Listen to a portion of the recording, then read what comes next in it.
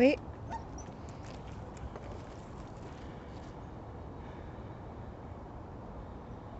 I always like to stop on this bridge for a minute and just listen to the water and feel the wood of the bridge solid under my feet and hear the sound of the water trickling over the stone and through the earth, and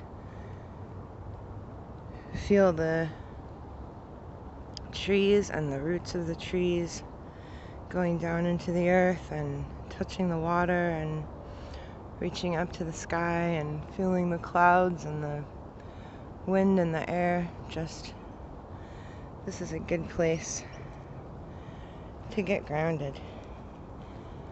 And we've been going for a little while. By the time we get here, and we can stop and take a little break.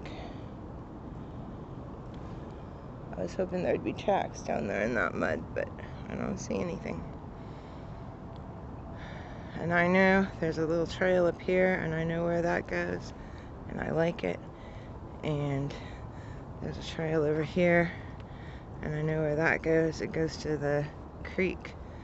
The creek goes around way back there. And then there's stepping stones across the creek, and then the 3-mile paved running and bike trail, and also the sledding hill is over there too. I like knowing where the things go.